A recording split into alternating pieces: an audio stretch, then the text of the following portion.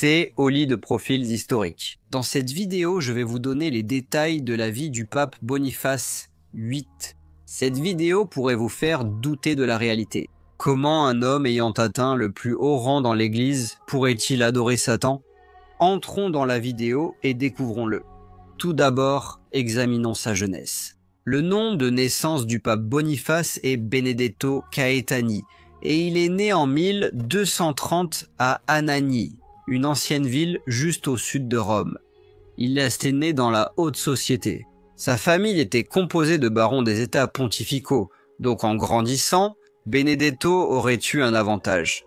Il fut rapidement envoyé au monastère des frères mineurs où il apprit le latin et acquit des connaissances approfondies dans les textes religieux.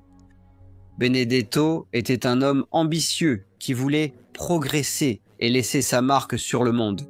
Il réussit à obtenir un poste de secrétaire auprès du cardinal Simon de Braon. Un cardinal est le membre le plus haut placé du clergé de l'Église catholique, juste après le pape lui-même.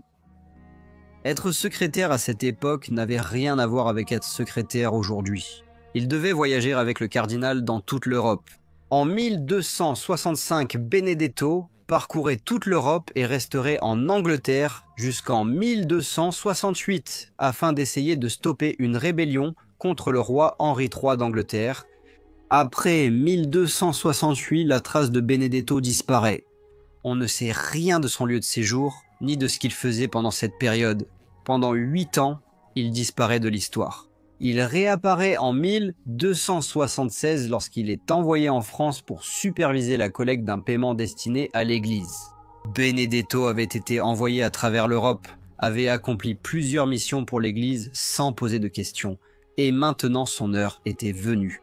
Le 12 avril 1281, le pape Martin IV fit de Benedetto un cardinal. Il était désormais un membre puissant de l'Église, mais cela lui suffisait-il ? Au fil des années, alors que les papes se succédaient, Benedetto n'avait qu'un seul objectif en tête, le trône papal.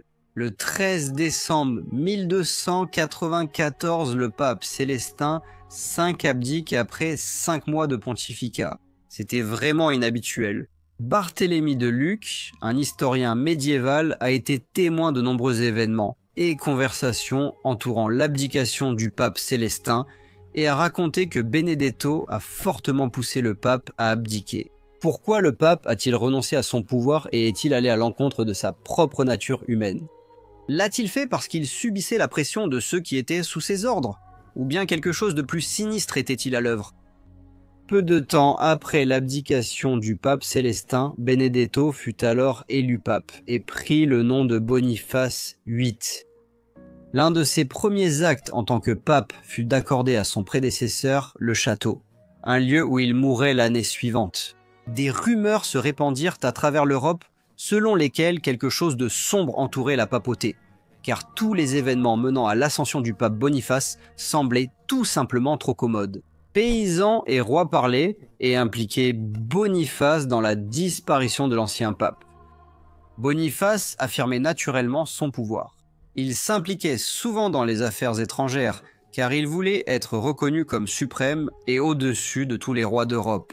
Ce message fut transmis dans une bulle papale qu'il publia, appelée Unam Sanctam. Ce document déclarait « Puisque l'Église est une, puisque l'Église est nécessaire au salut, et puisque le Christ a désigné Pierre pour la diriger, il est absolument nécessaire pour le salut que toute créature humaine soit soumise au pape de Rome. » Beaucoup de rois d'Europe voyaient désormais le pape comme un homme ivre de pouvoir et qui était monté sur le trône papal par des moyens douteux. L'Église était divisée et l'illusion de pouvoir qui protégeait le pape s'estompait à cause de l'aura sombre qui entourait son règne. Le pape se faisait des ennemis partout en Europe. Le prince d'Allemagne et Philippe, le roi de France, remettaient tous deux en question et contestaient sa prétendue suprématie sur eux. Le pape Boniface se ferait aussi des ennemis dans son propre camp. En 1297, le pape excommunia un cardinal du collège des cardinaux, ce qui allait entraîner une querelle amère. L'ancien cardinal, qui s'appelait Giacomo Colonna, accusa le pape d'avoir été élu illégalement à la suite de l'abdication sans précédent du pape Célestin V. Ces accusations mirent le pape en fureur et menèrent à la guerre. Cependant, la révolte de Colonna fut vaine. Il fut capturé en moins d'1 an. Sous les ordres du pape, il fit raser Palestrina et d'autres villes révoltées, même après leur reddition et malgré l'assurance du pape qu'elles seraient épargnées. Même les plus hauts dignitaires de l'Église faisaient de fausses promesses et manquaient de pardon et d'empathie. Il y avait aussi une rivalité entre le pape Boniface et le roi Philippe de France en raison de la lutte de pouvoir entre le pape et le roi. Le roi Philippe voulait que la richesse de l'Église catholique en France reste en France et il promulguait des lois pour empêcher l'exportation d'or, d'argent et de pierres précieuses de France vers les États pontificaux. Ceci fut le début d'une querelle durable qui allait révéler le pape comme un homme tyrannique et peut-être même quelque chose de bien plus sombre. Le pape publia une autre bulle papale nommée Ausculta Filii. Ce document indiquait que le roi Philippe de France devait écouter le vicaire du Christ en tant que monarque spirituel, qui se tenait au-dessus de tous les rois terrestres. Le document parvint au roi Philippe de France et, après l'avoir lu, il le jeta au feu. Le pape Boniface sous-estima pourtant le roi Philippe. Dans l'ombre, Philippe complotait la chute du pape. Il rassembla des avocats, des magistrats, des hauts dignitaires de l'Église, tous opposés au pape. Il avait aussi des témoins prêts à témoigner contre lui. Le roi Philippe était tellement audacieux qu'il a même envoyé une armée pour arrêter le pape. Les motifs de l'arrestation étaient suffisants pour convaincre le peuple que ce pape devait être déposé et jugé.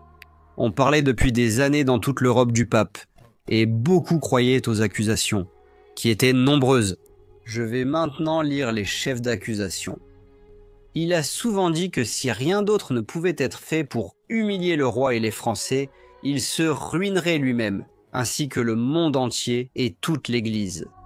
Il a un démon personnel dont il suit les conseils en toutes choses, et cela est publiquement connu. C'est un devin qui consulte des oracles, et cela est publiquement connu. C'est un sodomite et il garde des concubines, et cela est publiquement connu. Il cherche à détruire la foi. Il nourrit depuis longtemps une aversion contre le roi de France, car en France il y a toujours eu la splendeur de la foi, le grand soutien et l'exemple de la chrétienté. Il est notoire que la Terre Sainte a été perdue à cause de ses péchés. Il est notoire qu'il ne cherche pas le salut des âmes, mais leur perdition. Ces accusations n'étaient que tout ce que le public pensait. Il croyait qu'il avait comploté avec le diable pour gravir les échelons de l'Église et qu'il avait pratiqué les arts sombres afin de communier avec le diable qui l'aidait à gouverner. Beaucoup pensaient que le diable avait pris le contrôle de l'Église à cause de sa corruption persistante. En 1303, une armée fut rassemblée sous la direction du ministre du roi Philippe, Nogaret. Un fantôme allait aussi revenir hanter le pape, car Chiara Colonna, la parente du cardinal déchu Giacomo Colonna, avait rejoint l'armée pour chercher vengeance. L'armée attaqua le pape dans son palais à Anagni. Le pape fut rapidement arrêté et placé sous la garde de Nogaret. La famille Colonna exigea la démission du pape. Pour la première fois dans l'histoire, l'autorité suprême du pape fut diminuée et l'illusion du pouvoir fut dévoilée. Le pape fut traité comme un criminel ordinaire de l'époque. Il fut battu, giflé et humilié. Cependant, le peuple d'Anagni se souleva et libéra le pape. Il retourna à Rome, mais mourut peu après, le 11 octobre, soit seulement 1 mois après son arrestation. Il est décédé avant son procès. Nous ne saurons jamais quel aurait été le résultat, ni s'il aurait avoué. Sans aucun doute, il y avait une obscurité entourant le règne du pape Boniface et sa mort avant son procès semble très commode. Il a fait du tort à beaucoup de gens et était aussi avide de pouvoir, aimant rappeler au roi qu'il considérait comme inférieur à lui. Alors, qu'en pensez-vous? Pensez-vous que le pape et le diable ont co-dirigé l'Église? Dites-moi ce que vous en pensez dans les commentaires ci-dessous. et n'oubliez pas d'aimer, de vous abonner et de partager. Au revoir.